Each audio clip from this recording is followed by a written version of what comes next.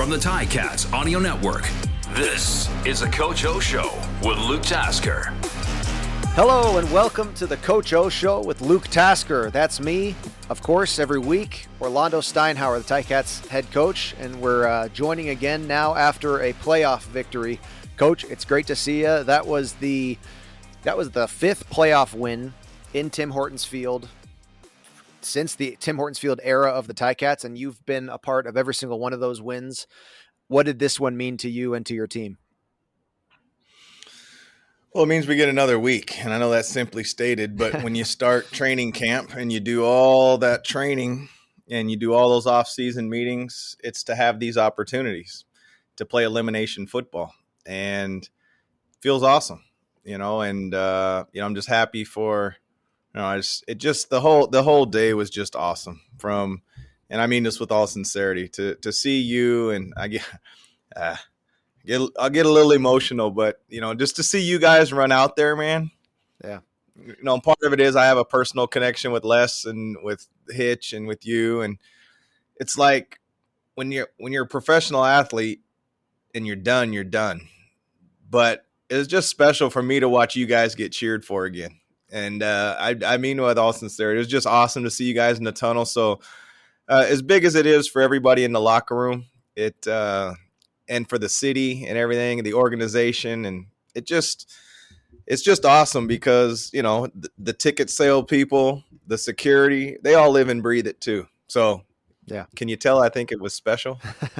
No, I was flattered by it, and I'm flattered to hear you say that you thought about that as well. And, to be honest, I was out there, Scott Mitchell and Matt and Dave Cato, and they all kind of offered me the opportunity to do that. And it was a surreal moment because giving Jeremiah and Simone and Rev and Zyle and all those guys, giving those guys a hug in their game uniforms in the glow of the field and the snow was falling, like that's just something I didn't think I'd ever do. I thought that was probably done.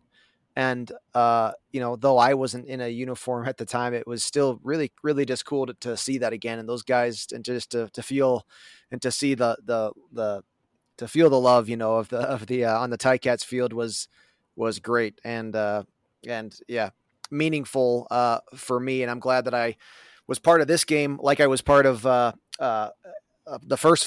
other four playoff wins that we had in those last 8 years or so at Tim Hortons Field. So really fun to see out there. And you're right, it's another season another week of football.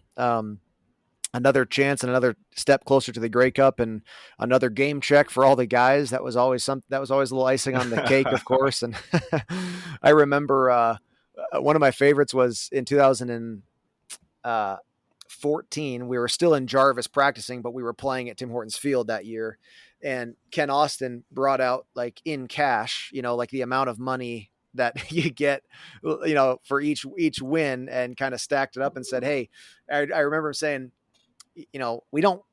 money's not the only reason we play the game, but it's in the top 5, he goes, and so each week, it's another check, but more importantly, another chance at the Grey Cup. That was a special game. It was special just to be back to this point in the season after the lost year of COVID and football, and the snowfall was fantastic and not overly impactful on the game, I would say. And then of course the win. Just a really great day of football. No, well said. And I think you captured it there. It just, at the end of the day, in elimination football, like any week, you just want one more point. And, we were fortunate to, do a little bit better than that. But, the name of the game is to advance, and just couldn't be more proud of everybody involved. And that includes, honestly, the equipment people. Like, you got to have the right footing. You don't just show up and play. And sometimes the ground freezes. Sometimes it's soggy. It's just not, dry weather football. And so you got therapists and of course you've got the coaching staff. Just so proud of everybody. And you can't watch the film without the video, people. So, I'm just happy for everybody. Yeah. Great organization. That's how That's how you've always ran it. There's no one doesn't feel recognized after a job well done. That's something that you guys do a very good job of. I talked with Drew, the Ticats head equipment guy, for the last, I think, 55 years or so, even though he's only like 38 years old. But Right. but I ran into him on the field or after the game, excuse me, and TSN caught him quickly with different shoes on his feet. He had two cleats in his hand. He was out there getting it right. And from the top down, everybody, when people take pride in what they do, it makes for a good production on the field. Coach, that game at the end of the first half, the Ticats were up by, I believe it was 17 points. The drive start average was, I think you had 4 drives that started above the center line, and I can't remember if that went into the third quarter or just in the first half, but you guys as a team, Jeff Reinbold, you've got to be pleased with when you can give your offense that many short fields to work with. It was a huge factor in the game, Luke. There's no doubt about it. When you can start your drives like that, I think it's imperative. It takes, you're starting a couple of first downs ahead of where you would normally be. And, that's great because you're at a minimum, you're going to be able to keep the field position. And, field position is always going to play a big part in the football game. So, yeah, definitely proud of that. And special teams was a huge factor when it came to that. A lot goes into that too, though. And when in the game of field position, sometimes, I thought we punted the ball extremely well. Yeah. Also, I thought that our kicker, Michael Damagala did a great job of placing the ball on his kickoffs. Of course, he was able to put the ball through the pipes, and that, anytime you put points on the board, that's going to bode well. So, and, I could go on, but, at the end of the day, we were able to take the ball away, and we were also able to protect the football and not give it away. So boded well for us.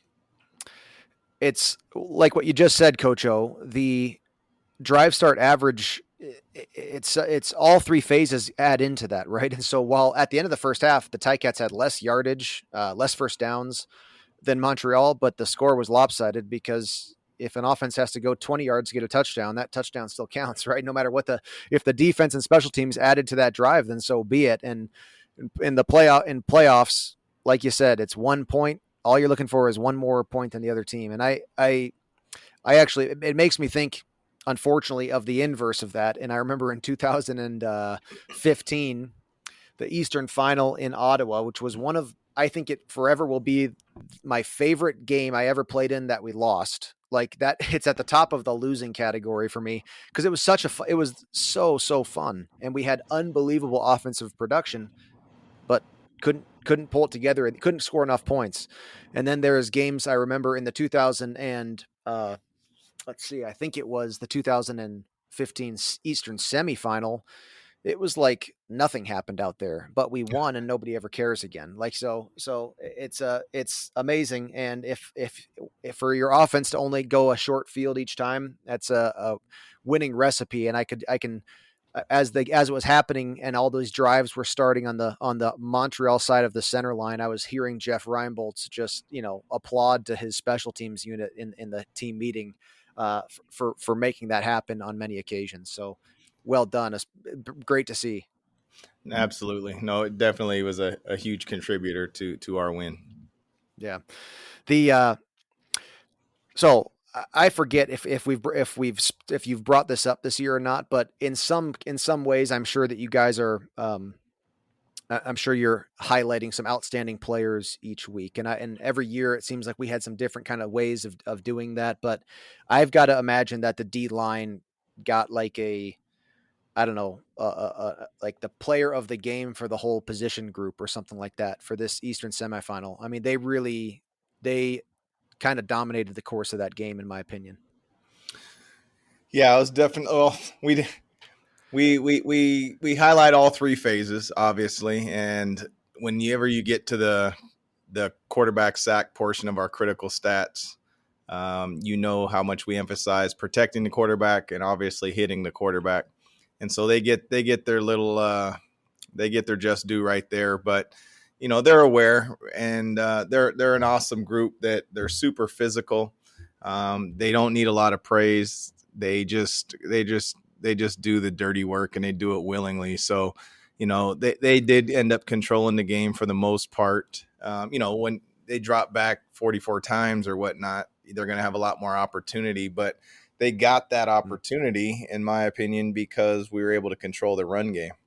And so at that point, they thought, they better drop back and pass, and for whatever reasons, and that boded well for us. And their engine was raring, and they were ready to go. So, and I was also proud of our offensive line in protecting the quarterback. Right, we didn't get hit a whole bunch. We did give up a sack there that we missed a protection on, but there's not a perfect game that's been played, and so we're going to address all of our challenges, and we'll address them hard, but we'll also move on and turn the page.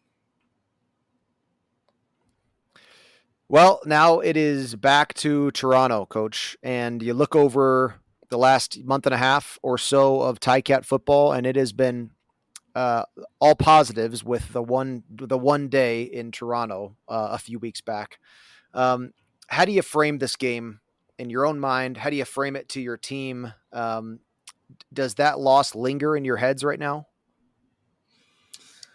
Well, I think you'll always remember it, no matter what your messaging is to the team.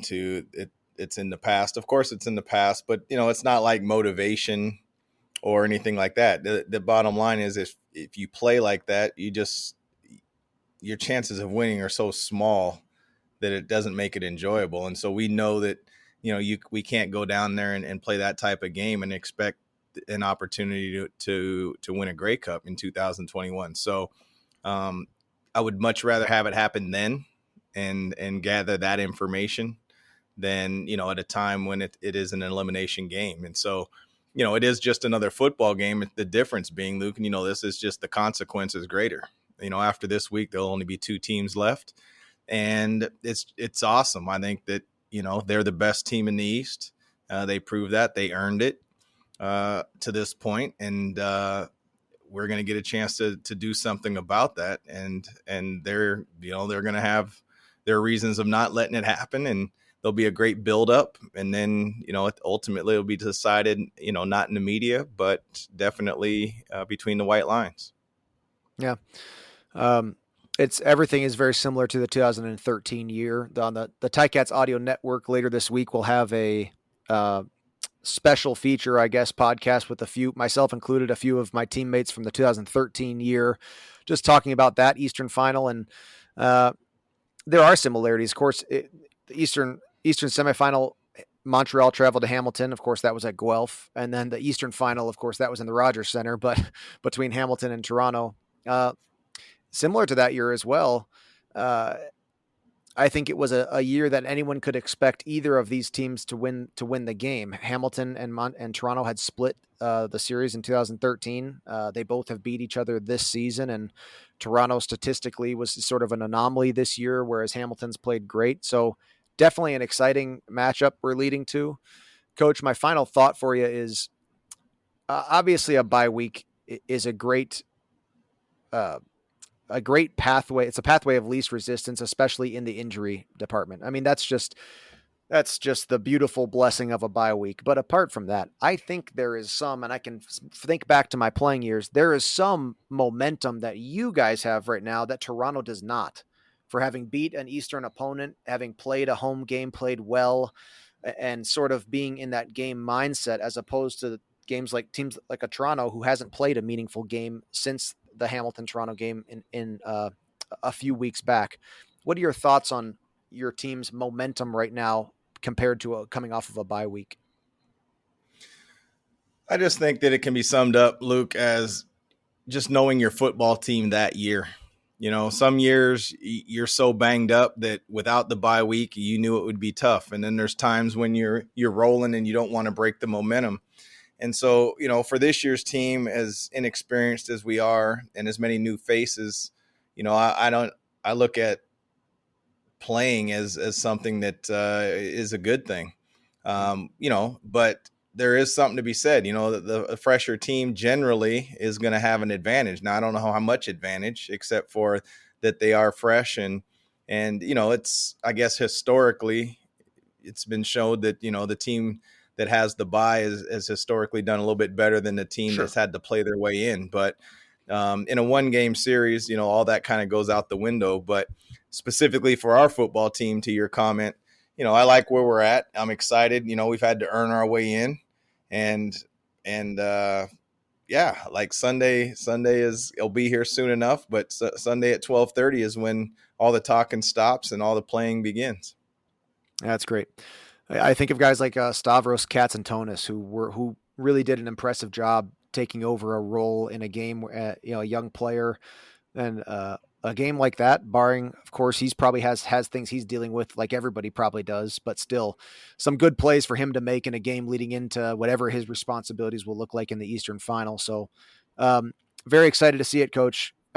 Great to be a part of this series that you and I have throughout the season, and looking forward to another one after the Eastern Final leading into the Grey Cup. So, Coach, good luck this weekend. Good luck with the prep, and I'm excited to see you there. Awesome. We'll see you in Toronto. Thank you. Thanks. The Coach O Show with Luke Tasker. Like, subscribe, and find out what Coach is thinking every Tuesday.